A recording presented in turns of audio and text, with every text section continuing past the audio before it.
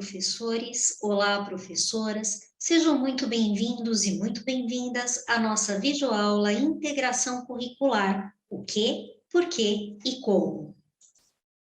Como fio de nossa meada nessa videoaula, nós trouxemos as seguintes chaves de reflexão. Como promover o desenvolvimento integral das e dos estudantes?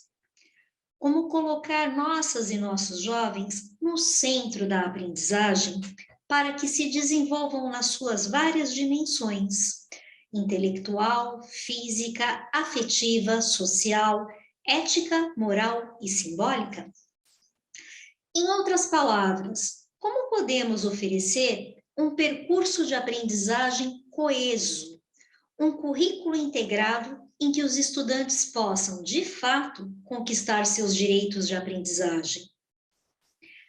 O nosso convite é para que vocês reflitam conosco sobre isso e, o mais importante, para que levem essas trocas para os contextos escolares, essas nossas comunidades de aprendizagem em que vamos pensando, fazendo e aprendendo com as práticas como construir esse currículo integrado a serviço do desenvolvimento integral. Vamos lá? Para iniciar a nossa reflexão, nós escolhemos um recorte do pensamento de Curro Torres Santomé. Para esse autor, a integração curricular não é uma questão de técnica, não é uma solução pronta a ser implementada em todo e qualquer contexto. A integração curricular, na abordagem que ele traz, passa por um conjunto de decisões que têm que ver com as nossas concepções, as nossas buscas, sob 3 aspectos. Qual é a responsabilidade que temos diante da socialização das juventudes? Em outras palavras, o que queremos oferecer como ferramentas para que eles possam compreender a sociedade contemporânea, seus principais desafios e, sobretudo, agir, ter uma postura ativa diante deles. O outro aspecto: que sociedade queremos? Que sociedade idealizamos? Que valores nos são caros e importantes de serem defendidos nela? E, por fim, qual é o lugar que o conhecimento tem em todo esse processo? Acompanhem comigo as palavras do autor.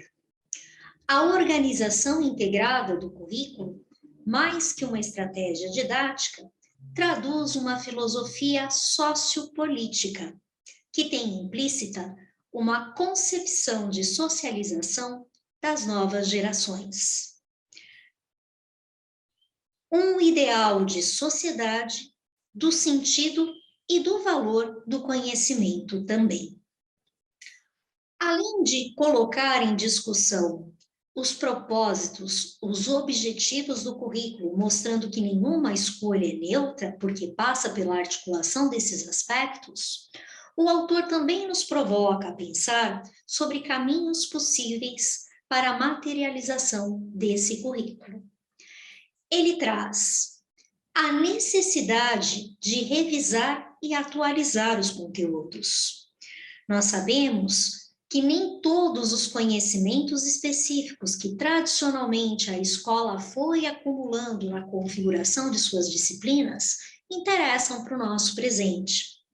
Será que todos são relevantes para a gente pensar, discutir, analisar, se posicionar diante dos desafios que trazem as ciências, que traz o campo político, que traz a configuração da informação e sua circulação? Talvez a gente tenha que repensar realmente isso.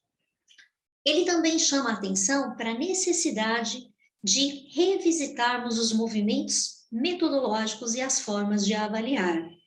Se pensamos na centralidade do estudante na aprendizagem, muito certamente os caminhos que conhecemos lá da formação inicial, caminhos metodológicos mais de exposição, tomando o professor como fonte única e exclusiva de conhecimento, não devem fazer mais sentido. E o mesmo movimento vale para pensar a avaliação.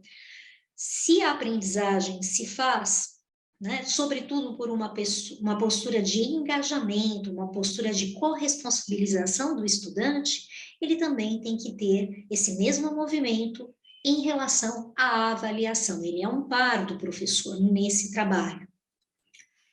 O autor ainda chama a atenção para os propósitos com outras dimensões que não as exclusivamente cognitivas. Então, ele vai dizer que precisamos pensar em uma formação que busque estimular o pensamento crítico, ensinar a trabalhar colaborativamente, a refletir em equipe.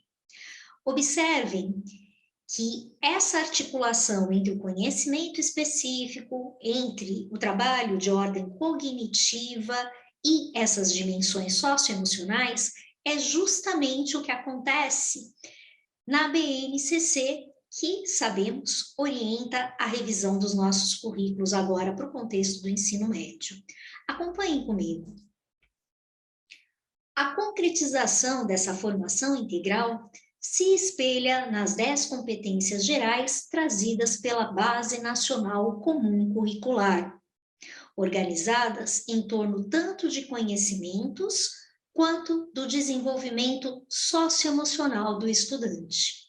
São dessas competências gerais, que derivam as demais competências e habilidades propostas pela BNCC. E nós sabemos, são as competências e habilidades específicas das 4 áreas de conhecimento e também as competências e habilidades que estão lá na parte flexível do currículo, no itinerário formativo, em diálogo com os eixos estruturantes. Esse conjunto de competências e habilidades, nesse movimento que vai mais do geral e ganha materialidade, ganha contorno no trabalho das áreas e no trabalho lá no itinerário formativo, é o que nós chamamos de direitos de aprendizagem dos estudantes e das estudantes. Agora vejam, toda essa abordagem que nós estamos fazendo aqui em diálogo com o Rurro Torres Santomé dá conta de uma camada do currículo, que é essa camada mais normativa, o currículo mais como um documento orientador das escolhas que serão feitas para compor a jornada do estudante. Há uma outra camada do currículo, muito mais interessante, que é o currículo vivo, que acontece nas escolas, o chamado currículo em ação. Nesse momento da videoaula, nós teremos a participação de 2 colegas, 2 educadores de diferentes territórios, de diferentes áreas de conhecimento e que relatarão práticas que, na compreensão deles, são muito interessantes para operacionalizar esses propósitos de que nos fala Rurro e que são trazidos pela base pelos nossos currículos. Ou seja, práticas comprometidas com a centralidade do estudante no processo de aprendizagem e que têm escolhas coerentes do ponto de vista metodológico, avaliativo e dos objetos de conhecimento que operacionalizam. Então, o convite é para que a gente agora acompanhe o relato desses 2 educadores. Teremos conosco a professora Carol Libardini, de Santa Catarina, professora da área de linguagens e suas tecnologias, e o professor Jefferson Menezes, do território Bahia, e que atua na área Ciências da Natureza e suas tecnologias. Escuta ativa, façam os registros de vocês, anotem o que mais considerarem interessante nos relatos desses profissionais. E o mais importante, estabeleçam relações com os saberes de vocês, com os fazeres de vocês. Eu volto logo para a gente continuar nessa conversa. Até mais. Olá, meu nome é Carol Libardini, sou professora na Rede Estadual de Santa Catarina, leciono na Escola de Educação Básica Tonesa Cascais, em Orleans, e compartilharei um pouco sobre a experiência que tive frente ao componente Língua Portuguesa e Literatura, com 2 turmas de terceira série do ensino médio no ano de 2021. É válido lembrar que em 2021, em virtude da pandemia, a organização dos estudos aqui no estado estava um pouco diferente.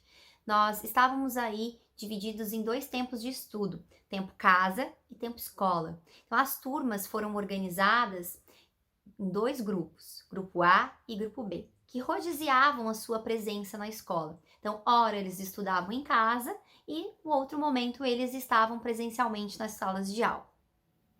Gostaria também de falar, né, um pouco sobre a importância da colaboração entre os pares dentro do ambiente escolar.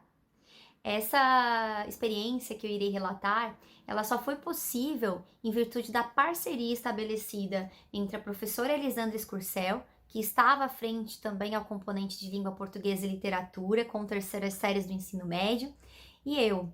Juntas nós conseguimos aí trazer experiências mais significativas para os nossos estudantes.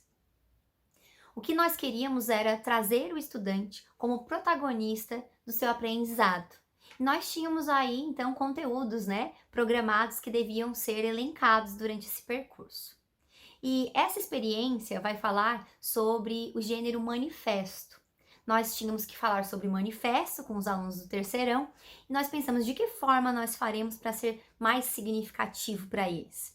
Foi então que nós observamos que eles tiveram acesso a esse gênero nas aulas de artes, quando trabalharam a Semana de Arte Moderna, e também nós falamos sobre eles quando tratamos sobre o modernismo. E nós pensamos, nós precisamos trazer esses alunos, né, para o centro desse processo. De que forma? E nós, então, fizemos a mobilização dessa atividade com imagens. E levamos então do tempo presencial para a sala de aula as imagens, lançamos aí elas com um retroprojetor e pedimos para que eles fizessem a leitura dessas imagens. E eles começaram a observar, né? Pessoas com placas, manifestação. De cara eles observaram. E nós, tá, mas o que mais vocês veem aí nessas imagens? A gente foi fazendo essas provocações. Eles observaram que tinham dados, né, que tinham elementos de autoridade, então que eles estavam reivindicando por algo, estavam trazendo elementos para comprovar que essa reivindicação era válida. Essa foi uma das partes da nossa mobilização. Para o tempo caso, então, nós direcionamos alguns textos para que eles lessem. Esses textos, eles foram diferentes para determinados alunos, porque como não podíamos fazer trabalho em grupos em virtude do distanciamento, nós distribuímos textos diferentes, mas que se repetiam dentro da sala de aula. E fizemos alguns direcionamentos para essa leitura no tempo caso. Eles tinham que fazer essas anotações e trazer para a semana presencial. Quando nos encontramos, então em sala de aula, nós fizemos aí a utilização da lousa mesmo, do quadro, e nós perguntamos, né? Fulano, qual o texto que você leu? E aí ele falou o título do texto, escrevíamos no quadro. E aí o outro diz, eu também li esse, eu também li esse. Então, o que acontecia? A partir desses títulos, né, colocados ali dos textos, nós íamos fazendo essas provocações e colocando os elementos que eles encontraram no texto ali. Eram vários olhares sobre o mesmo texto. Nesse processo dessa mobilização, eles tiveram acesso à estrutura do gênero manifesto. Eles foram observando ali como se constituía o gênero manifesto. Eles perceberam ali que era um texto argumentativo e dissertativo. Eles observaram ali, né, a presença da primeira pessoa do discurso. Eles perceberam que tinha aí uma reivindicação sobre algo e para reivindicar tinham aí argumentos de autoridade, tinham uns dados baseados em pesquisas. E a partir daí, então, nós lançamos o nosso desafio. Eles iriam construir um manifesto da turma. Para isso, eles precisariam observar o ambiente escolar, a comunidade escolar. O que precisava ser reivindicado, né? O que eles poderiam manifestar? E aí, foi então que fizemos aí a iniciativa, Chuva de Ideias. No quadro, fomos colocando tudo que eles trouxeram como possibilidade para que eles escrevessem. Porque cada grupo escolheu um único tema para a construção do manifesto. Então, foi uma escrita colaborativa. Depois de todos esses temas no quadro, eles tiveram que chegar a um consenso e selecionar o que o grupo se encarregaria de buscar para escrever. Escolhido o tema, tivemos aí, então, nas minhas turmas, né, 4 temas escolhidos, e em uma turma, o tema, ele se repetiu nos 2 grupos, porque eles estavam trabalhando em história, né, com relação à lei a Lei Áurea, né, da abolição da escravatura. Então, eles pegaram aí o racismo como um tema para eles escreverem o manifesto deles. A outra turma falou sobre a inclusão da educação sexual dentro do ambiente escolar e também sobre os cuidados em relação à Covid, porque eles observavam que os próprios alunos eles não respeitavam muito, né, as restrições, então eles fizeram um manifesto em relação a isso. Saímos do tempo escola, fomos para o tempo casa. Então foi construído um roteiro. Nesse roteiro, né, selecionamos um líder para ser o responsável e foi feita aí uma tabela em que seria a biblioteca deles, aonde eles fariam no tempo casa pesquisa sobre o tema. Porque para escrever um manifesto, como eles viram naqueles que eles analisaram, precisava de dados, né, e de pessoas que eram especialistas naquilo para comprovar de fato que o que eles gostariam de trazer tinha sentido, né? Então eles fizeram essa biblioteca na tabela, colocando lá as citações que eles buscaram, de quem eles tinham tirado, os sites, sempre com um olhar cuidadoso para que as fontes fossem confiáveis, tendo em vista aí as fake news que estão, né, no nosso dia a dia. Feito isso, tempo escola, retomamos esse documento, fizemos a leitura dessas citações, dessas colocações que eles encontraram e então fizemos aí uma curadoria. O que nós iríamos trazer para o nosso manifesto? O que de fato era importante estar presente no manifesto? Né? Como que eles iriam escrever esse manifesto? Qual era o público-alvo deles? Quem que iria ler, né, esse manifesto e como se fazer entender para esse público? Selecionada essas citações, então o próximo passo foi organizar o tempo casa. E aí a liderança foi mais importante que nunca, porque eles tiveram que começar a construir o manifesto de forma remota. Então, pela primeira vez, no primeiro momento, eles tiveram que estar no Meet sem a participação do professor, porque eu estaria com a outra turma do tempo escola. Então, criei um link de uma reunião, coloquei um participante lá como responsável e ele teve que abrir a reunião no horário da aula, observar os colegas que estavam presentes e eles começaram aí então o movimento de escrita do seu manifesto, uma escrita colaborativa. E eles levaram para a aula presencial essa construção, né, esse esboço da escrita deles. O que aconteceu? Essa escrita foi feita de forma online, então eu tive acesso anteriormente à aula presencial, fiz a correção, observando não certo e errado, mas direcionando o olhar deles para aquilo, né, que precisava ser revisto. E no dia, então, que nos encontramos, foi feita a leitura desse manifesto. E aí eles viam os comentários. Então, as problematizações eram, né, isso aqui, o que vocês quiseram dizer nesse espaço? Não ficou claro. E foi muito bacana que essa construção colaborativa, além do próprio conteúdo que estava posto ali, nos permitiu retomar muitas questões relacionadas à escrita, à gramática, colocação de vírgula, elementos de conexão. Então nós tivemos ali, né, um acesso a muitos conteúdos por meio desse processo de escrita colaborativa. Então foi bastante enriquecedor. Com o manifesto pronto, depois de pensar bastante, alguns diziam, nossa, professora, que trabalho escrever um texto, porque tinha que ficar pensando, né, sobre isso, e aí um dizia uma coisa, o outro dizia outra, eles precisavam chegar no consenso, o outro já a partir das colaborações pensava numa outra estratégia, então foi algo realmente que tomou aí um tempo deles, eles precisaram pensar bastante para a construção. Foi muito bacana mesmo. E o que aconteceu então depois de o manifesto estar pronto? Para ele chegar ao conhecimento da comunidade escolar, nós tivemos que pensar em estratégia de como fazer, né?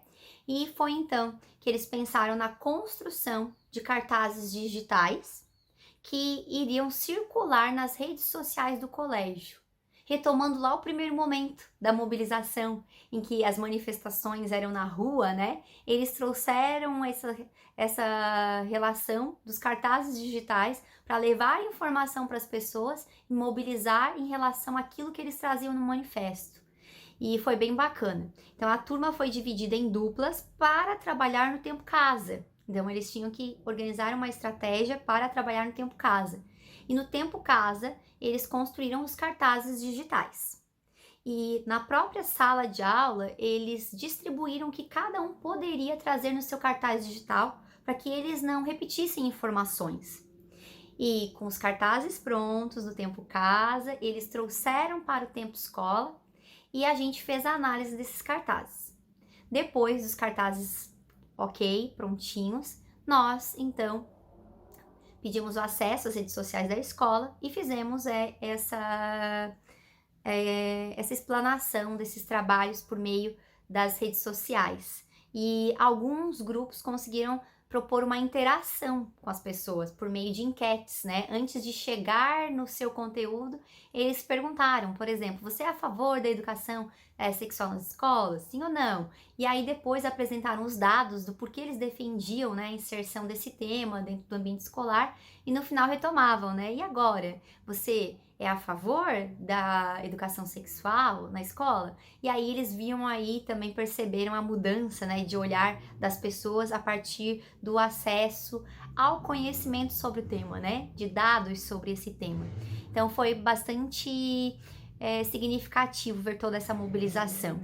Depois de nós termos feito, então, todo esse processo, nós fizemos uma avaliação, né, fizemos a apropriação dos nossos resultados e fizemos uma avaliação, porque nem todos os 4 grupos, eles conseguiram caminhar de forma que chegasse a esse resultado final proposto, né? Alguns se perderam nesse processo. Então, a avaliação, nesse caso, foi para observar, né, em que ponto falhamos, né? O que precisaríamos ter feito para que isso não se perdesse? Como podemos fazer para que em próximos movimentos isso não se repita? Então, foi bem bacana esse processo aí que aconteceu durante toda a construção. E foi bastante também importante que a construção, né, coletiva da escrita permitiu que muitos tivessem acesso a conhecimentos que eles tinham de defasagem.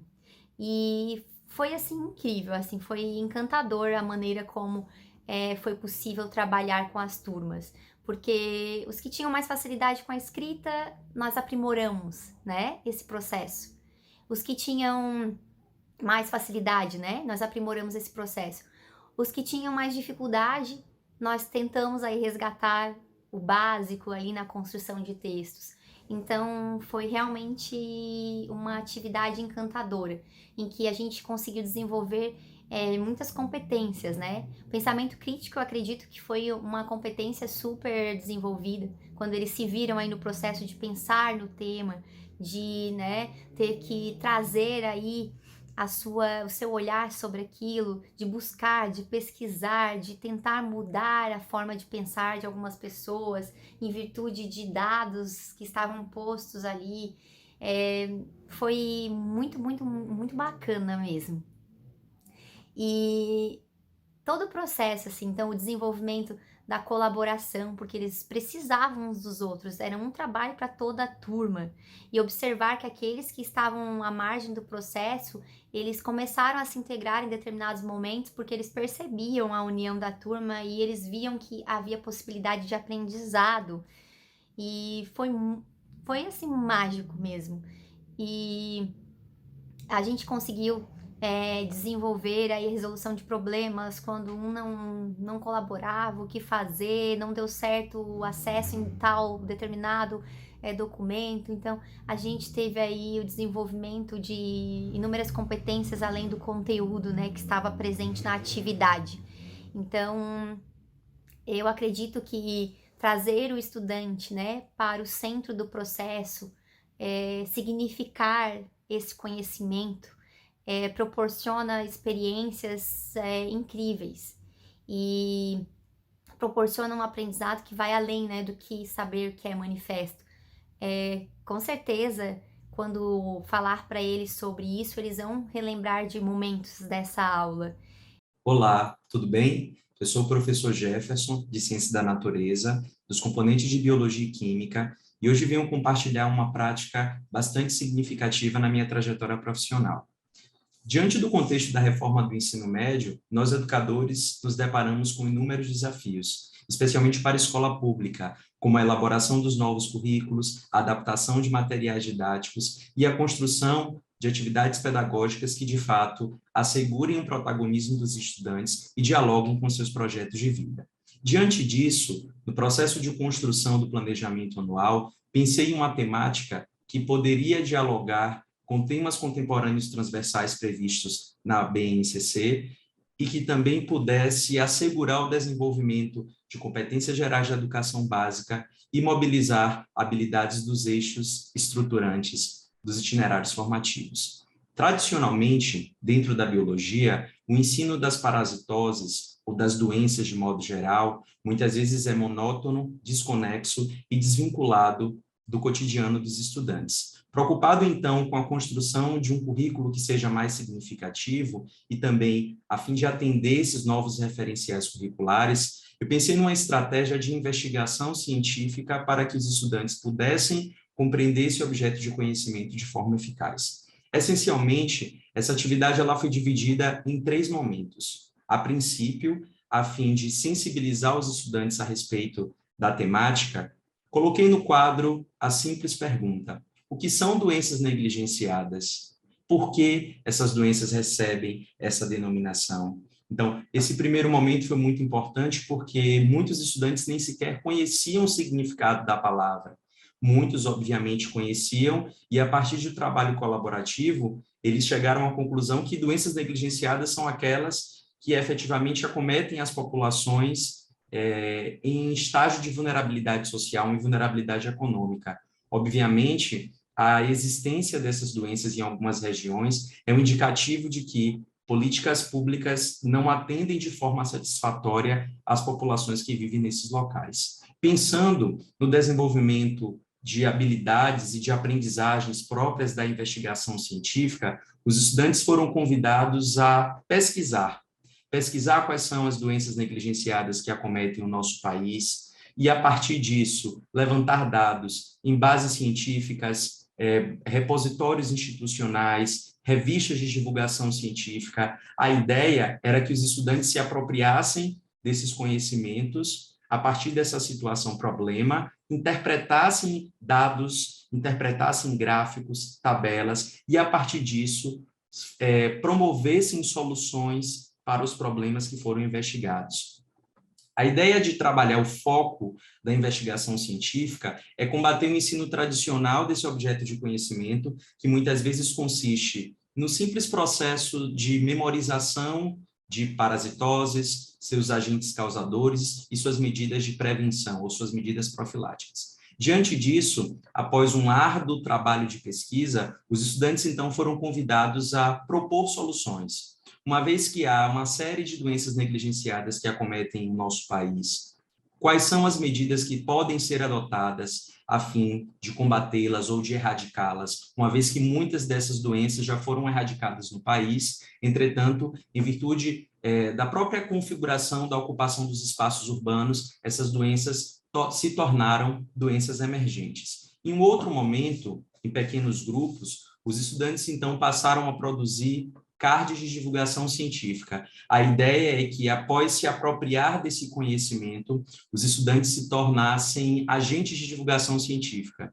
Muitos optaram por produzir flashcards, muitos optaram por produzir simples panfletos e cartazes que foram divulgados dentro do ambiente escolar, e muitos, a partir de uma série de ferramentas digitais, produziram mapas mentais, infográficos que conseguiram traduzir de uma forma criativa a importância do combate dessas doenças e a repercussão desse problema no âmbito da saúde pública. Para além de trabalhar os objetos de conhecimento que são próprios da área das ciências da natureza, essa prática ela foi idealizada com a finalidade de também promover integração curricular, sobretudo com a área das ciências humanas e com a área das linguagens, de modo geral. Uma vez que a compreensão do problema levantado, do problema investigado, dialoga também com o processo de ocupação do espaço urbano, dialoga com problemas de saneamento básico,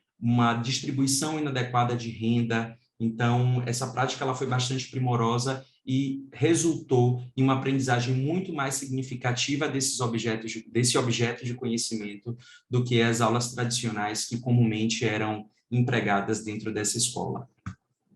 Olá, Como é bom podermos aprender com os saberes práticos de nossos colegas, não é mesmo?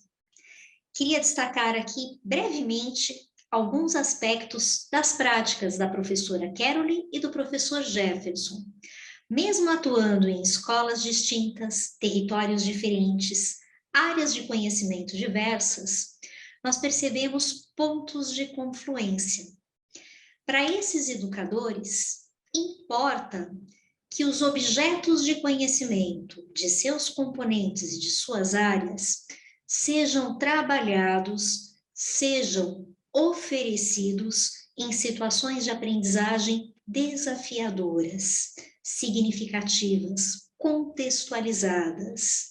Por isso eles trazem provocações, trazem problematizações que colocam o estudante no centro desse processo. São também situações, provocações, desafios que dialogam com questões contemporâneas. Ao fazerem isso, ambos os educadores se apoiaram em caminhos metodológicos das chamadas metodologias ativas. Se valem de estratégias, por exemplo, de sala de aula invertida, em que o estudante faz a curadoria da informação, ou seja, ele seleciona dados, informações, trata esses conteúdos em função dos propósitos que ele tem, ele checa a qualidade desse conteúdo, então tem toda uma perspectiva aí também de aprender a aprender. Isso tudo é muito estruturante para o sucesso acadêmico do estudante, nós sabemos. E vejam que esse conhecimento que é construído em todo esse processo de investigação, ele tem um caráter aplicado. Os estudantes são convidados a colocarem a mão na massa e a produzirem conhecimento que favoreça outras pessoas. Tem ali uma circulação por meio de gêneros bem contemporâneos, inclusive usando a esfera digital, para mostrar aí a autoria da moçada. Então, produção de cards, produção de manifestos digitais circulando pelas redes sociais da escola. Observem que, com isso, esses professores estão trabalhando com habilidades específicas de seus componentes, habilidades específicas da área de conhecimento em que cada um atua e, claro, evocando com muita força aspectos das competências gerais.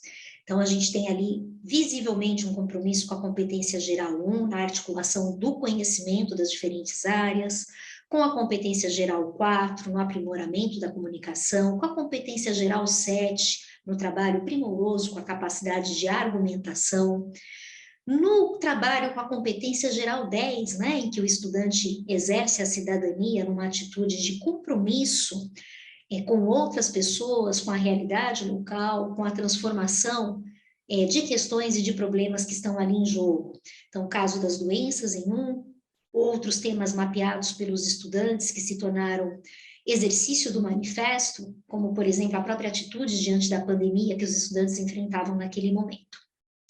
Então, são práticas muito alinhadas com esse propósito de ter um movimento de socialização dos estudantes em que eles são ativos, são sujeitos que participam de fato da dinâmica social. A escolarização está a serviço disso, sem abrir mão do compromisso com o conhecimento específico. Ficamos por aqui, desejando que essa conversa tenha feito sentido para vocês e que ela alimente as buscas, as práticas e o conhecimento gerado a partir delas aí nas comunidades de aprendizagem de vocês. Até a próxima videoaula.